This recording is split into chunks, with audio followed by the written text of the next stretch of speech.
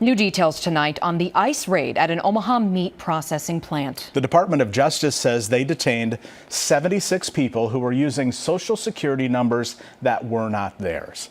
The DOJ does not have charges yet for the people detained. Homeland Security says of the people were stealing identities from U.S. citizens. The operation was part of the Take Back America Task Force, an initiative aims at stopping illegal immigration to protect communities from violent crime.